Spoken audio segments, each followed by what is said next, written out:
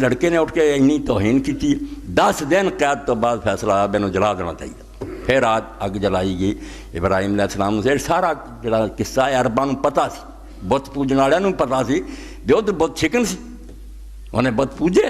اس تو قرآن نے جدو کیا بے ابراہیم علیہ السلام مشرکاں جو سی وہ تو حنیف سی, صرف ایک اللہ نو پوجن والا سی.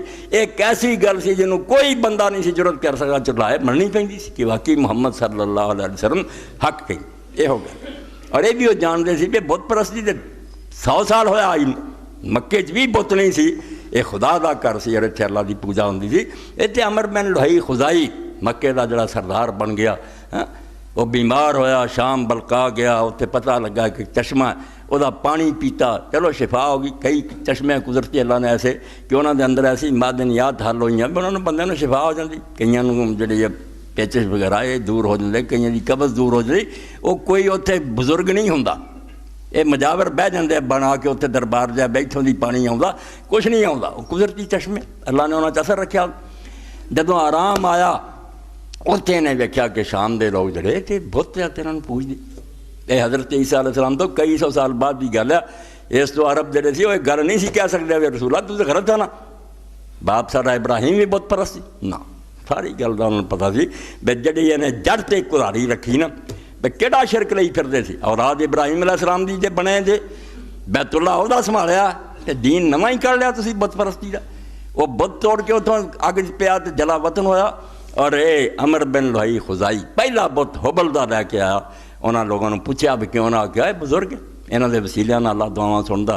وسیلہ دنیا نوں لے کے بہ گیا, یعنی صراط مستقیم کی ہے. میں سیدھا منہ کر لیا سہیل دی طرف, کوئی درمیان شاید نہیں, ڈائریکٹ. وسیلے کی اینو ہو کے آؤ, اللہ تعالیٰ تو پھیر دیں آؤ چلے جاؤ آؤ چلے, اللہ چھٹ جاندہ در در تکے کھاندے پھر دے. اس تو اللہ آندہ سرا اِنَّا ربی علیٰ صراط مستقیم, میرا رب کو ٹیڑیاں راہ تے میں آندھی ہو کے آنا, وہ سیدھی راہ تے کھڑا ہے, منہ کرو نہیں سامنے ہے تھوڑی, کتے نہیں گیا تھوڑی اپنی کوتاہی غفلت ہے, تسی رخ نہیں سدا کر دے ورنہ اللہ قریب ہے. بت ایک لے آندا کعبے شریف تے ٹنگ تا, مڑ کے جڑے جی ہور لوگ انہاں بھی ہولی ہولی جڑے عرب بت سی وہ لے آندے, مکہ بت خانہ بناتا, ورنہ کوئی اتھے بیت اللہ شریف بت نہیں سکتی. اس تو اللہ دے رسول علیہ السلام نے جب اعلان کیتا کہ میرے رب نے مڑ کے وہ سیدھا رستہ میں سمجھایا جڑا تواڈے باپ ابراہیم دا طریقہ سی. وہ حنیف سی, کسے پاسے وہ دھیان نہیں سی, صرف رب دا بندہ سی. اگے وہ تشریح کرتی بھی وہ صراط مستقیم اور ملت ابراہیم ہے کی.